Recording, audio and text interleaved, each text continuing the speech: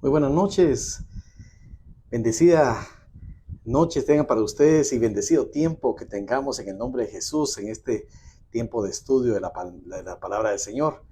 Qué bueno que ya se van conectando, mi querida hermana Elizabeth, bendigo tu vida, qué gusto de poderte saludar desde acá, los que se van conectando, los que se van uniendo a la transmisión de Biblia en Mano de El Olivo Ministerios.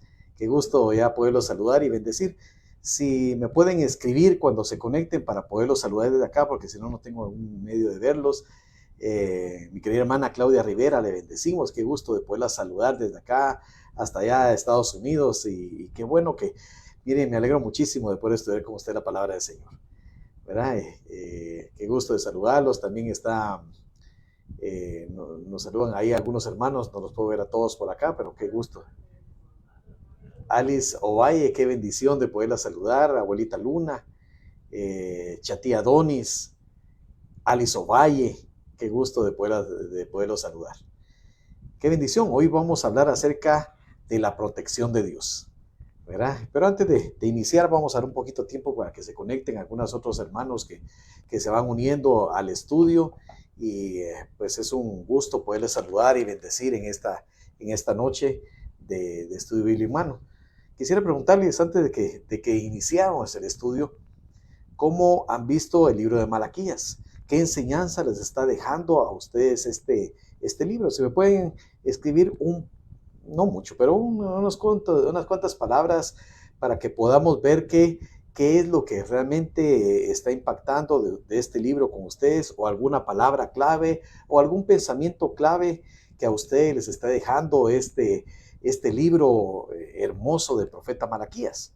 Algo que les impacte, algo que les haya llamado la atención del libro, para que podamos iniciar. Ya hoy estamos terminando la segunda parte del capítulo 3, ya solo nos quedará un capítulo más. Este es un libro muy pequeño de 4 capítulos, pero si me pueden escribir algo acerca de esto para evaluar un poco cómo vamos con el estudio, si está llegando a esta bendita palabra, si estamos recibiendo lo que Dios quiere darnos, pues estaría agradecido que me lo hicieran saber, ¿verdad?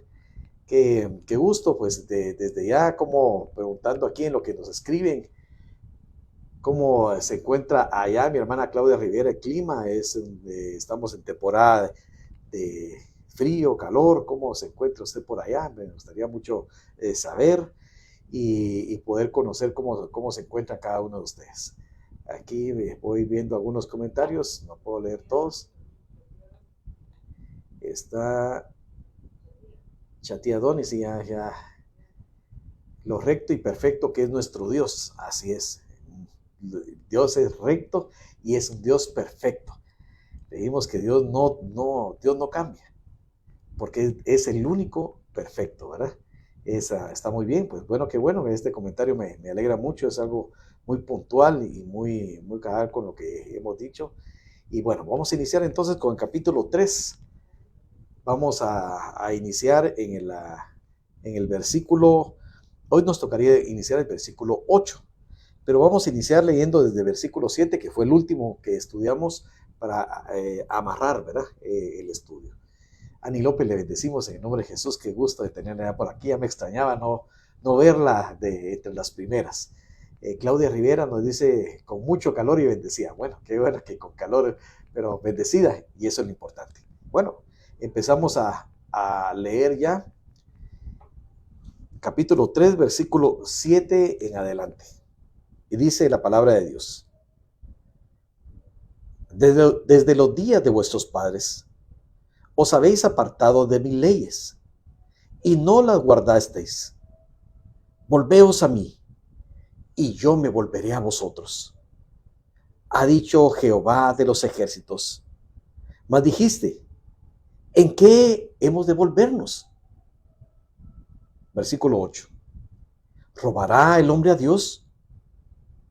Pues vosotros me habéis robado. Y dijisteis: ¿en qué te hemos robado? En vuestros diezmos y ofrendas. Malditos sois con maldición, porque vosotros, la nación toda, me habéis robado. Traed todos los diezmos al alfolí, y hay alimento en mi casa. Y probadme ahora en esto, dice Jehová de los ejércitos, si no os abriré las ventanas de los cielos y derramaré sobre vosotros bendición hasta que sobreabunde. Bueno, vamos allá a empezar a estudiar.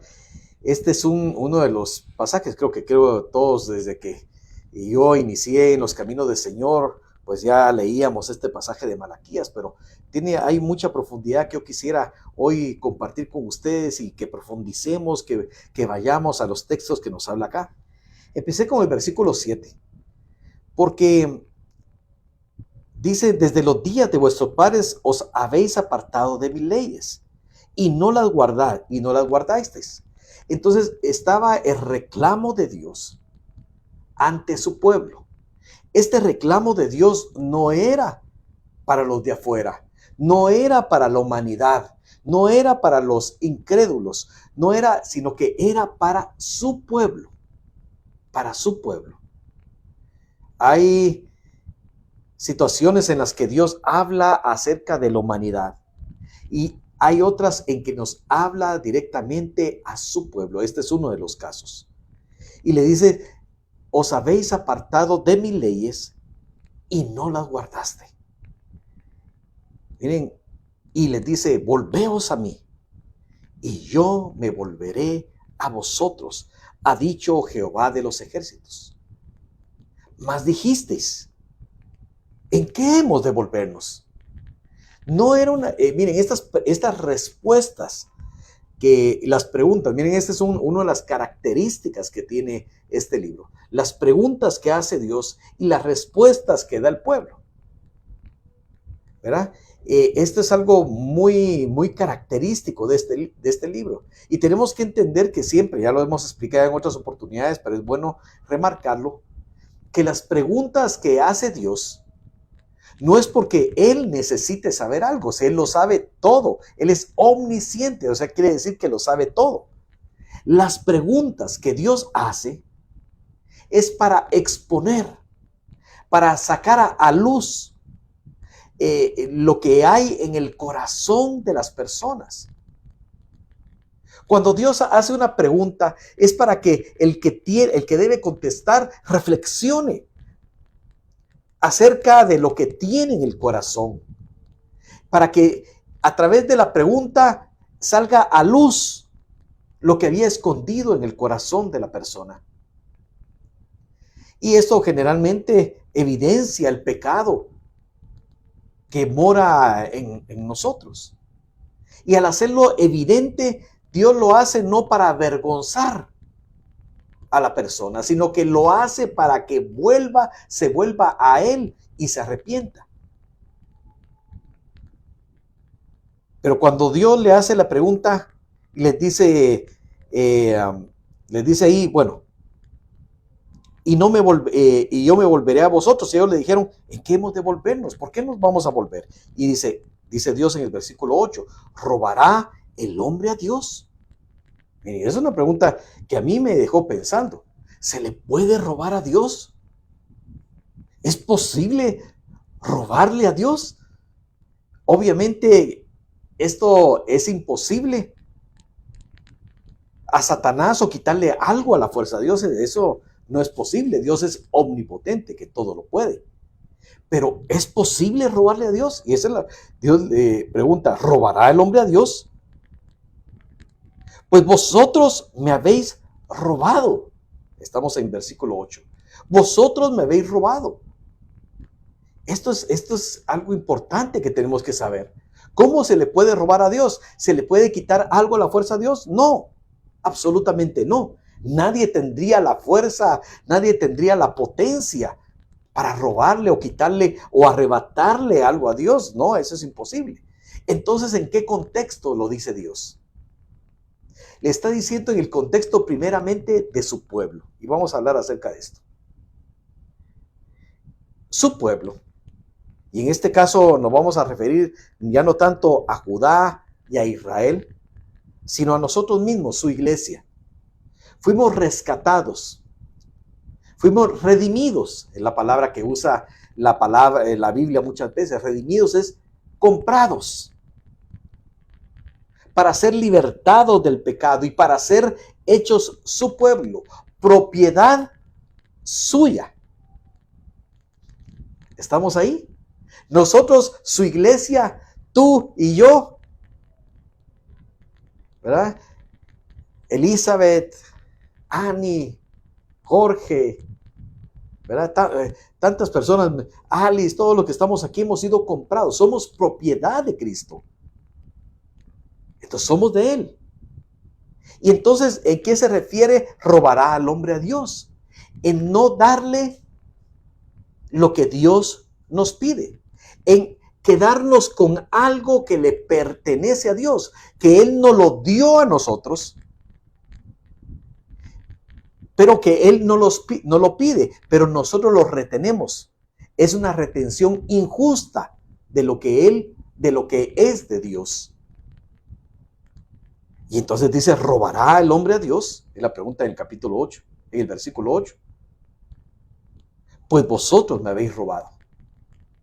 La respuesta de Dios es contundente.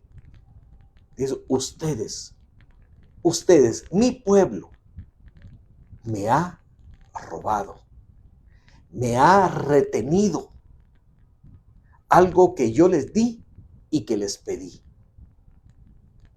Y esto es algo muy fuerte, porque cuando Dios les confronta con esta palabra, yo creo que cualquiera de nosotros que tratamos de vivir una vida en honradez, una vida íntegra, si alguien te acusara de robo, ¿te sentirías ofendida o te sentirías ofendido? Creo que esa sería la reacción natural de una persona que está intentando vivir su vida con honradez. Que alguien le confronte y le diga, tú mira, tú eres un ladrón, tú me robaste a mí. Pero la pregunta de Dios era porque ellos se creían íntegros delante de Dios. Tan íntegros que en el versículo anterior, le contestan a Dios cuando Dios le dice, vuélvanse a mí para ser perdonados. Y ellos le contestan, pero le contestan con altanería. ¿Y en qué hemos de volvernos? Habían perdido el rumbo, habían perdido la visión espiritual para poder entender cuál era su situación. Por eso Dios les dice, ¿robará el hombre a Dios? Pues ustedes me han robado. Esto para ellos fue un golpe tremendo. Y para cualquiera que nosotros, imagínate que Dios se nos presentara a nosotros. Y nosotros, oh, gloria a Dios, se nos presentó aquí Cristo Jesús. Pero se presenta para decirnos, me has robado. Eso sería una cosa terrible. Y habría dos actitudes, una actitud de orgullo y altivez como era esta de Israel, o una actitud de humildad. Señor, pero ¿en qué te he robado? Pero Dios dice, pues tú me has robado. Y entonces, y dijisteis, ¿en qué te hemos robado? Y entonces aquí se evidencian dos cosas. Una, se evidencia la ignorancia espiritual en la que estaban. Mira, lo peor que podemos tener como hijos de Dios es ya no ver cuando caemos en pecado. Es engrosar nuestro corazón de tal manera que ya el pecado ya no es para nosotros un problema. Y esto es lo peor que nos podría pasar. Cuando un pecado llega a nuestra vida de alguna manera, porque dice que nosotros como hijos de Dios, como pueblo de Dios, como iglesia de Cristo, podríamos pecar. Podríamos pecar por un acto impulsivo. Podríamos pecar por ignorancia y luego nos damos cuenta que cometimos un error. Podemos hacerlo de una manera que en su momento no vimos que era un pecado, pero de repente reflexionamos y el Espíritu Santo nos revela que lo que dijimos, que lo que hicimos, que como actuamos, no era la voluntad de Dios. Y entonces, a ser confrontados con el Espíritu Santo, es tiempo inmediatamente de ponernos a cuentas con Dios para que el pecado no se arraigue. Porque si dejamos que el pecado se arraigue, y nosotros sabemos que es pecado, pero no queremos arrepentirnos, no queremos despojarnos, no queremos soltarnos de ese pecado, porque ese pecado nos puede hacer sentir bien a nuestra alma, puede satisfacer ciertos deseos de nuestra carne, y no queremos soltarlos, queremos quedarnos con esto, no queremos entregárselo a Dios. Como el domingo que predicamos, no queremos morir en Cristo a esa área de nuestra vida. Entonces dejamos el pecado y el pecado se aferra al corazón. Y este pecado va a traer más pecado. Y el primer pecado puede hacerte sentir incómoda o incómodo, molesto o molesta. Pero si ese pecado no es tratado inmediatamente, vendrá otro pecado más. Y el segundo pecado tal vez ya no te incomode tanto. Y el tercer pecado hará que menos te confronte. E irás buscando en tu mente y en tu corazón toda una serie de pensamientos, incluso bíblicos, que puedan dar argumentos del por qué estás en ese pecado. Miren, es tremendo saber que hay personas que incluso el adulterio, la fornicación y tantos otros pecados evidentes en la Biblia, con tal de no arrepentirse y mantener su estilo de vida pecaminoso, pueden agarrar hasta la Biblia y agarrar pasajes sueltos y todo para buscar un argumento para sostener su pecado. Y entonces se pierde la visión espiritual. Se pierde el saber en qué podemos ofender a Dios. Y por eso la voz de Dios vino a través del profeta para romper esa coraza de pecado que habían ido levantando durante tanto tiempo, para que ellos pudieran entender su condición espiritual. Hago una pausa para decirles y pedirles que compartan estos mensajes. Porque para que lleguen a más personas, para que la palabra de Dios corra y llegue a más lugares. Entonces Dios habla aquí y les habla fuertemente para zarandearlos, para hacer que esa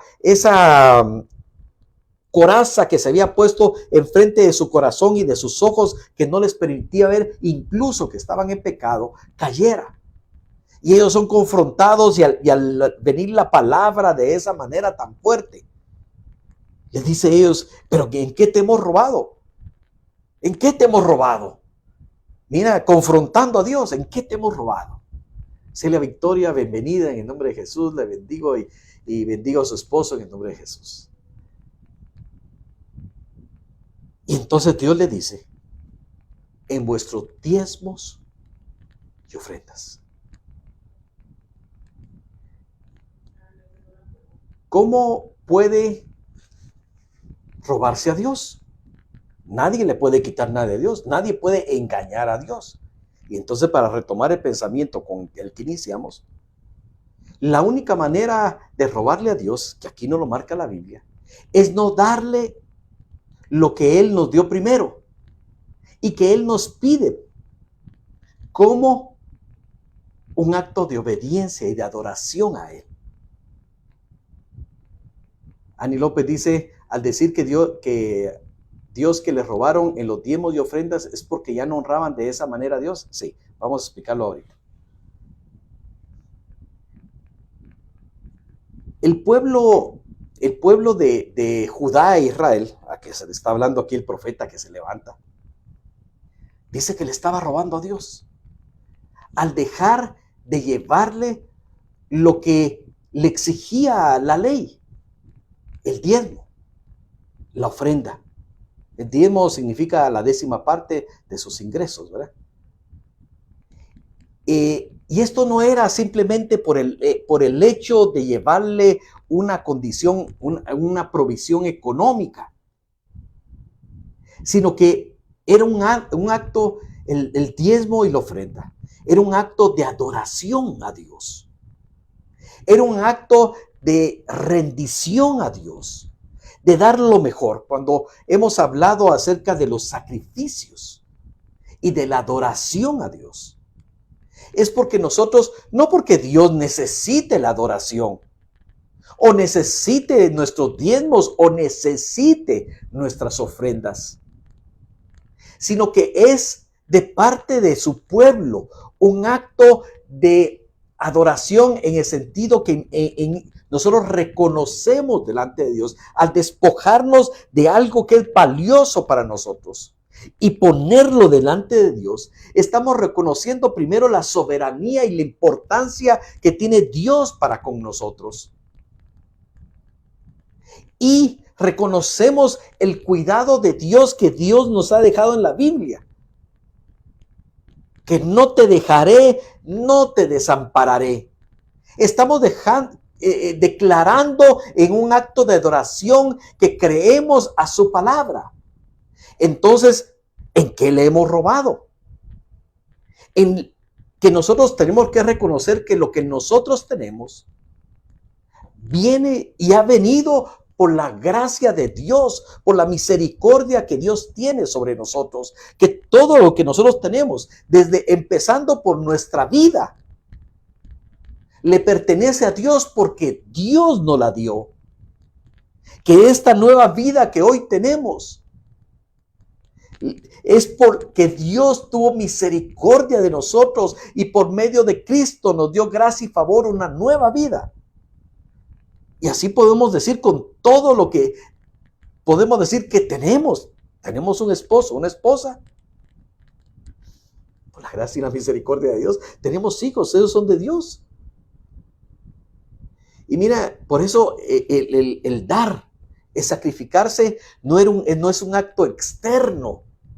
La alabanza no es un acto externo. La adoración no es un acto externo. Se manifiesta externamente, pero tiene un origen en un corazón agradecido. Por eso Dios dice que anda buscando adoradores en espíritu y en verdad.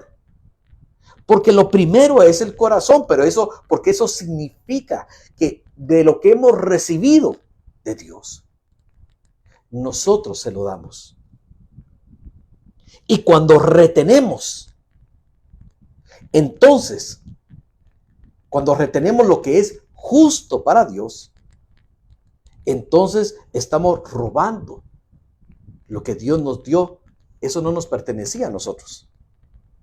Eso le pertenece a Dios. Por ejemplo, en el libro de Levítico, hay varios textos que hablan aquí, pero por ejemplo en el libro de Levítico, el diezmo era antes de la ley. Y podemos ver que antes de que se diera la ley ya había un diezmo no por una ley en específica, sino que un diezmo por adoración a Dios. Lo podemos ver, por ejemplo, con Abraham. En Génesis 14, 20, cuando Abraham sale a perseguir a aquellos que habían secuestrado, podríamos decir, a su sobrino Lot, que era el rey Kedor Laomer, nos habla que él le pregunta a Dios, lo voy a perseguir, y sale con sus gente y persigue a aquellos que habían secuestrado a Lot y a todos los bienes que habían robado y los vence. Y cuando vienen de regreso, se presenta, ya hemos hablado, aquel rey de Salem que se llamaba Melquisedec.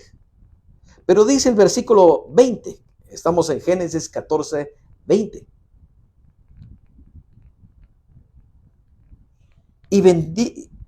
Dice, y bendito sea el Dios Altísimo que entregó tus enemigos en tu mano y le dio a Abraham los diezmos de todo. Esto era antes de la ley. Ustedes se recuerdan que con Abraham no era israelita, porque no existía Israel. A él le fue dada la promesa y de su descendencia vino y nació Israel.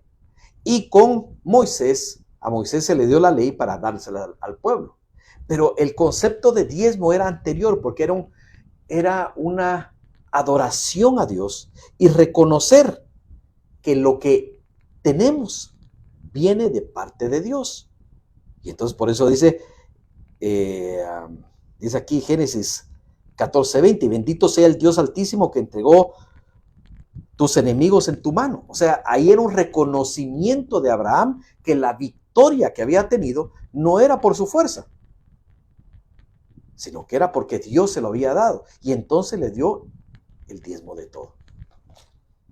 Pero ¿cómo se daba el diezmo? Y miren, yo quería hoy tomar un momentito de dos áreas, porque estamos viendo de algo que era anterior a la ley. Y ahora quiero que veamos a Cristo hablando. En Mateo 23, 23. Mateo 23, 23. Ahí me detengo siempre un poco, mi querida Delia Monterrosa, le bendigo, es un gusto poder saludarla desde acá y bendecirla en el nombre de Jesús.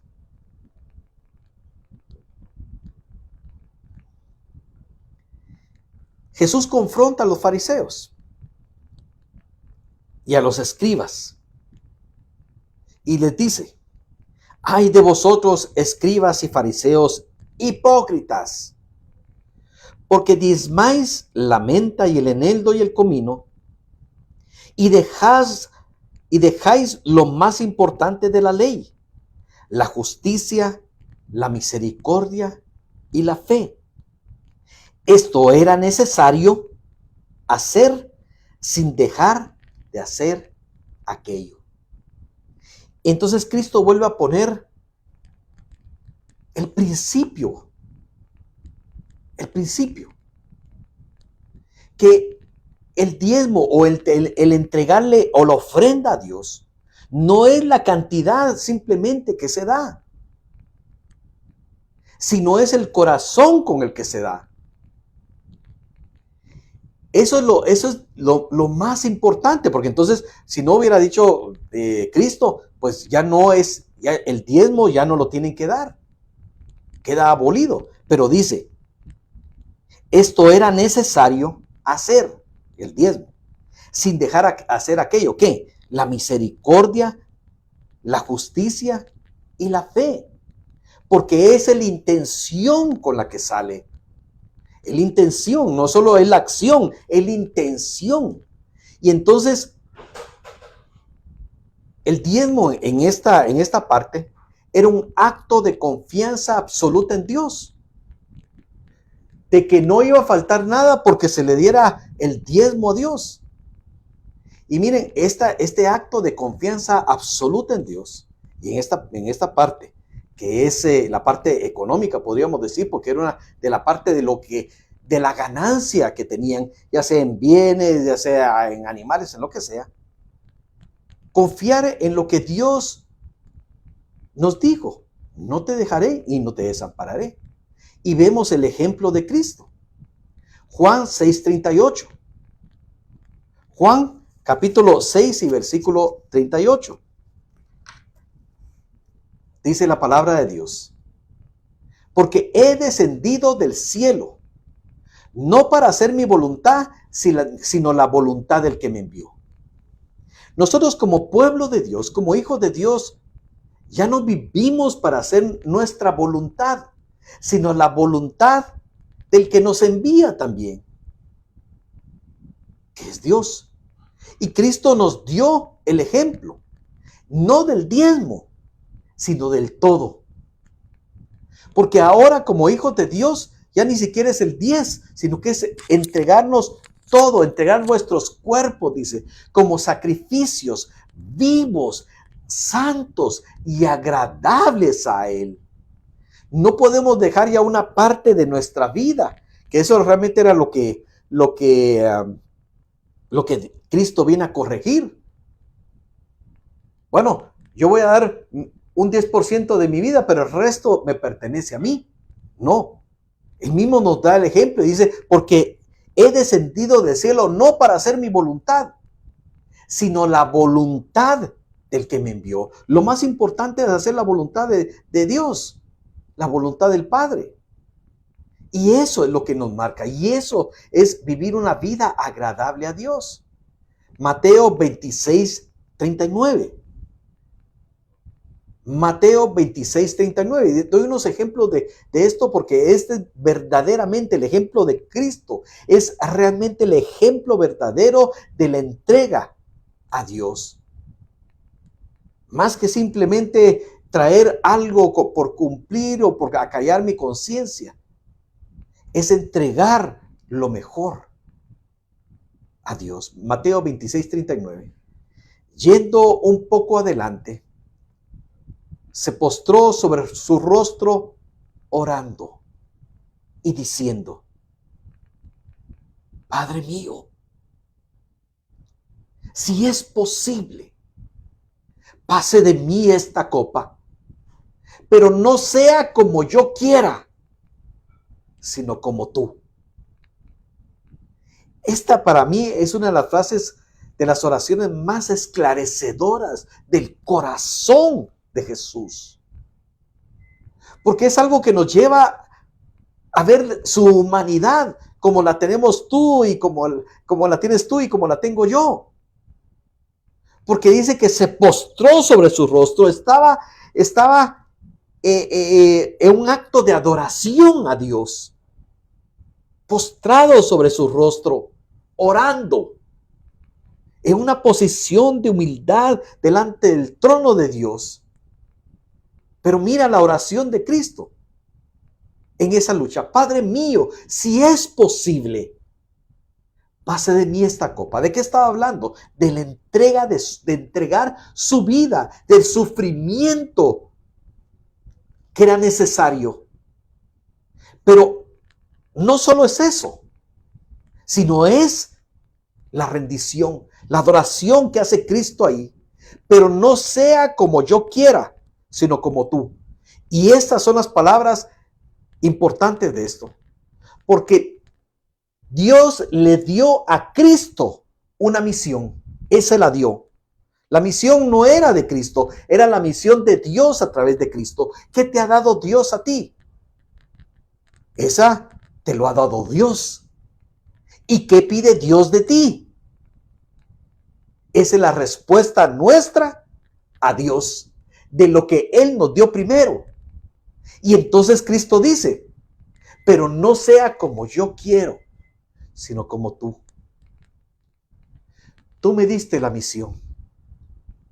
Y en el camino puede ser que haya dificultades y yo no quisiera hacer tu voluntad porque duele mucho, porque hay algo que tengo que entregar, que yo quiero para mí.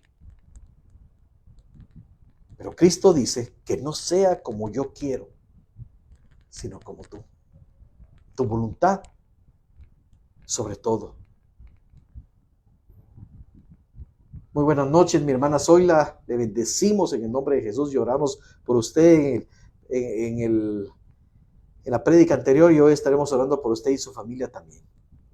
Abuelita Luna nos dice, muchos excusan diciendo que Cristo Jesús no pidió diezmos, pero entonces, ¿por qué él tenía un tesorero?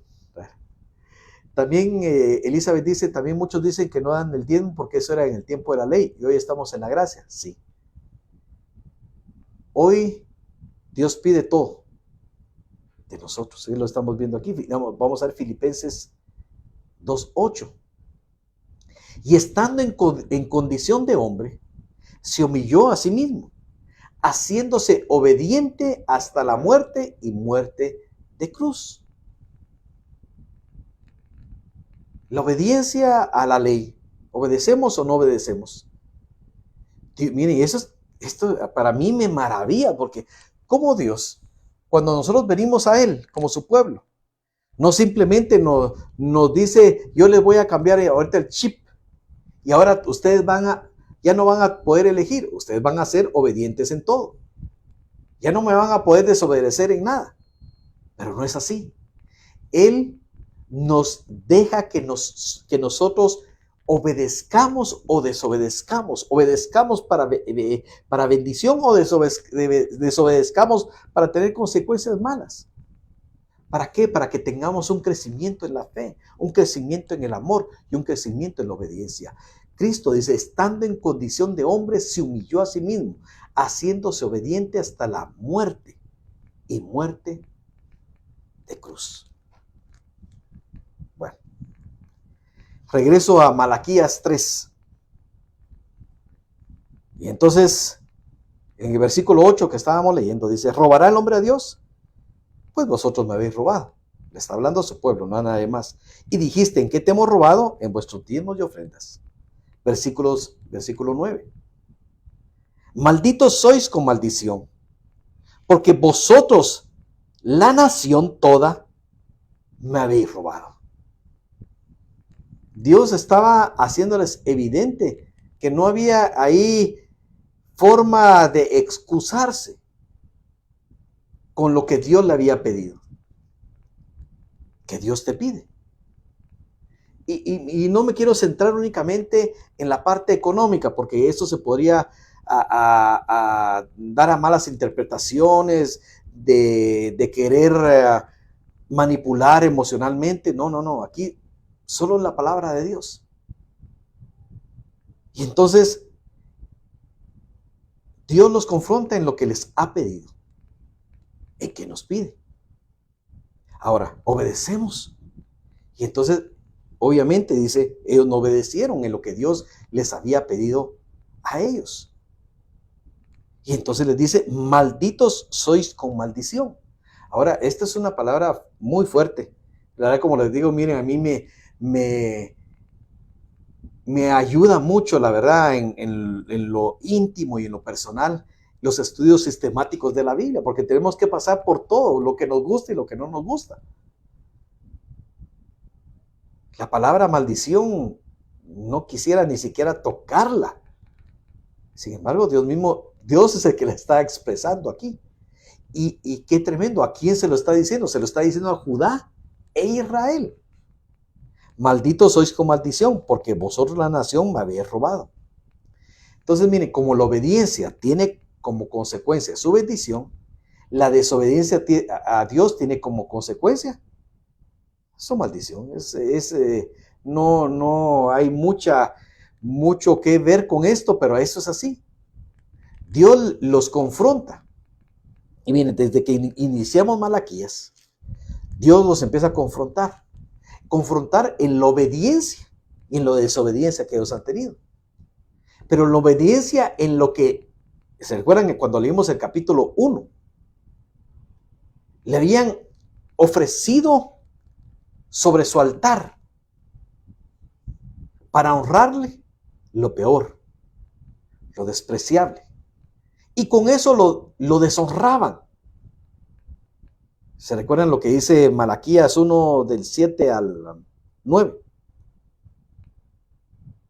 Dice, bueno, al final de 6 dice, ¿en qué hemos menospreciado tu nombre? ¿Se recuerda que ellos le decían, pero porque Dios le dijo, ustedes me han menospreciado? ¿Y en qué te hemos menospreciado? Dice el versículo 7, en que ofrecéis sobre mi altar pan inmundo.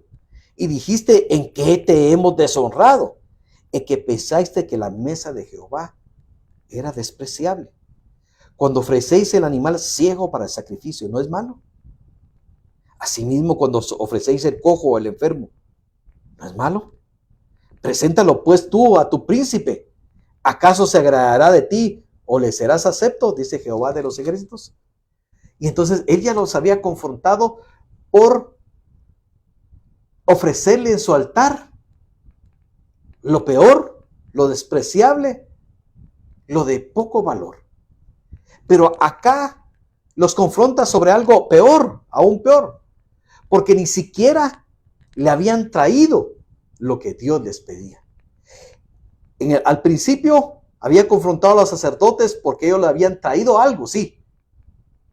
Le habían traído algo, pero le habían traído algo malo. Y eso era menospreciar a Dios. Pero el no traerle, aquí es peor, aquí no le habían traído nada. Aquí le habían robado a Dios. Y entonces estaban desobedeciendo, los dos estaban desobedeciendo su ley. Y se estaba cumpliendo Deuteronomio 28:15. Deuteronomio 28:15 dice, pero acontecerá que si oyeres la voz de Jehová tu Dios, para procurar cumplir todos sus mandamientos y sus estatutos que yo te intimo hoy, que vendrán sobre ti, dice, pero acontecerá que si no oyeres la voz de Jehová tu Dios. Entonces, aquí hay un punto fuerte porque dice, si no oyeres la voz de Dios. O sea, Dios no es injusto para castigar. Él da su voz, Él da su llamado, Él dice su palabra. Pero si no oyeres esa palabra que sale de su boca, para procurar cumplir todos los mandamientos y sus estatutos que yo te intimo hoy, dice el versículo 15 de Deuteronomio 28, vendrán sobre ti todas estas maldiciones y te alcanzarán. Entonces hay una consecuencia de la obediencia y la desobediencia de Dios. Ahora, el llamado de Dios, dice, versículo, regresamos a Malaquías 3:10. Traed todos los diezmos al alfolí, y hay alimento en mi casa. Y probadme ahora en esto, dice Jehová de los ejércitos, si no os abriré las ventanas de los cielos y derramaré sobre vosotros bendición hasta que sobreabunde. Entonces vamos a encontrar los principios. Dice, traigan los diezmos al alfolí y haya alimento en mi casa. Traer alimento para su casa. Y pruébenme ahora en esto. El llamado de Dios a su pueblo era para traer el alimento, la provisión para su casa, para su sacerdocio. Este mismo principio sigue en el Nuevo Testamento. Los creyentes estamos llamados en el Nuevo Testamento por Dios a dar a fin de respaldar su obra, la obra del Señor, tanto en nuestro país como en el campo misionero, en cualquier lugar, pero respaldar la obra de Dios. Por ejemplo, podemos leer en 2 de Corintios, capítulo 8, versículo 1 al 5. Segunda carta de Pablo a los Corintios, capítulo 8, versículos del 1 al 5.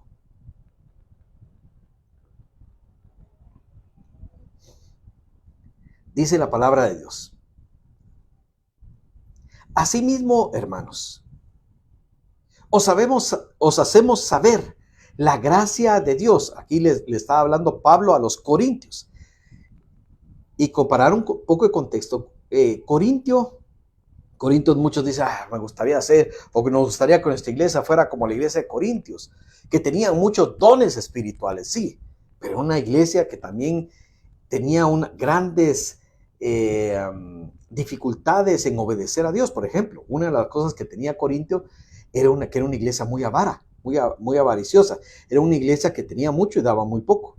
Y solo para el contexto. Entonces, Pablo les está escribiendo a los corintios.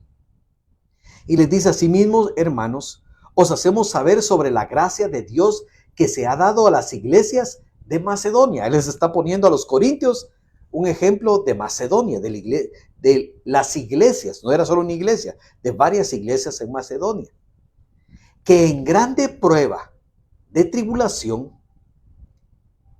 la abundancia de su gozo y su profunda pobreza abundaron en riqueza de su generosidad. Entonces, él les da, miren, este es un ejemplo muy grande también. Algunos piensan que dando más agradan más a Dios, o que dando un poco agradan menos a Dios. Tal vez a los ojos de los hombres puede ser así, Puede ser que incluso en organizaciones o incluso en algunas iglesias tengan más privilegio los que aportan más que los que aportan menos. Digamos, en cantidades netas, podríamos decir. Pero eso no es lo que dice la palabra de Dios, que es estimada a sus ojos.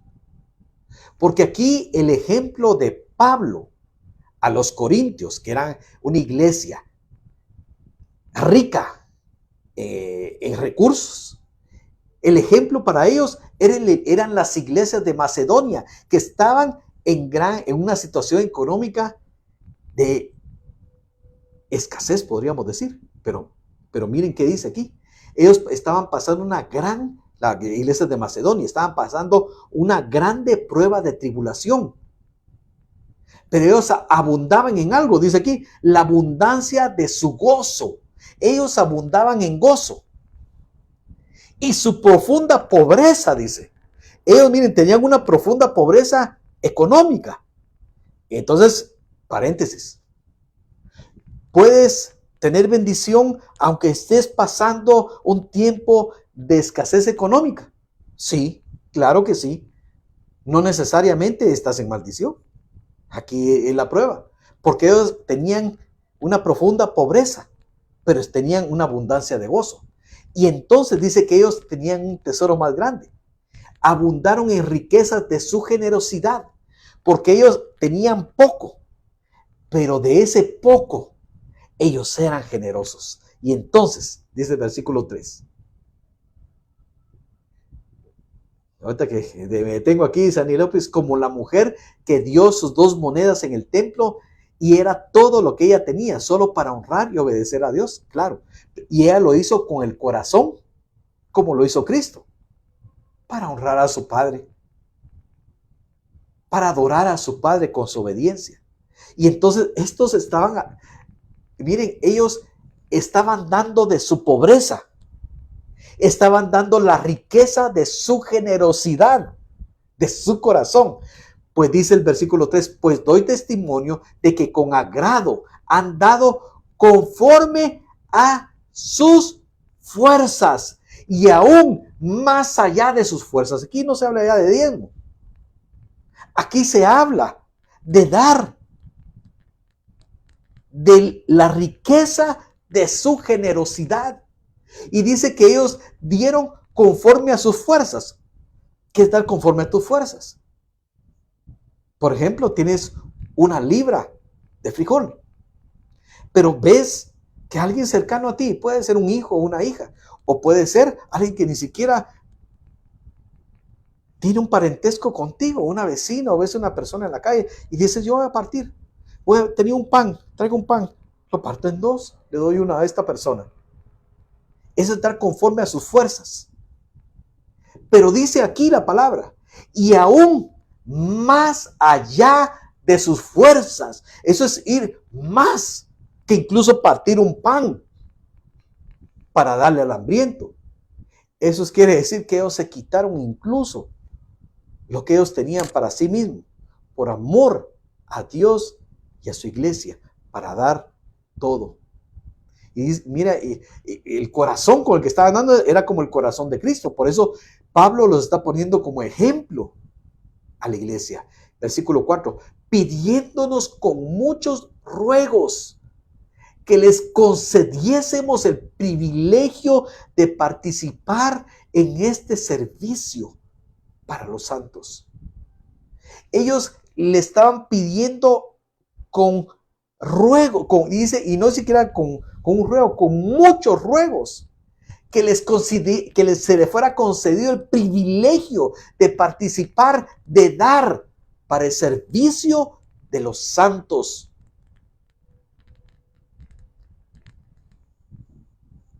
Realmente esa es la forma de dar en el Nuevo Testamento. No dar lo que nos sobra, no dar lo que ya está malo, sino dar conforme a nuestras fuerzas y aún más allá de nuestras fuerzas, porque tenemos abundancia de gozo y porque abunda en nosotros una riqueza que es más grande que la riqueza material, es la riqueza de la generosidad que Dios ha puesto en nuestro corazón. Y entonces el dar no es problema, Pero no es dar para que otro se enriquezca simplemente, es dar para los santos, porque es el cuerpo de Cristo. Y mira cómo dieron ellos, versículo 5. Y no como lo esperábamos, sino que asimismos se dieron primeramente al Señor y luego a nosotros por la voluntad de Dios. Esta es la forma de dar. Nosotros ya no estamos sujetos simplemente a una ley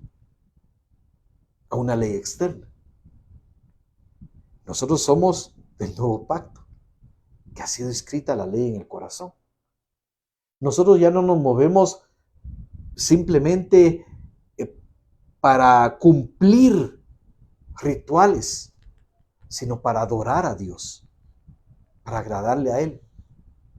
Y dice que ellos dieron no como esperaba el apóstol Pablo que dieran. Probablemente llegó a Macedonia y vio que era, miren, a mí me impacta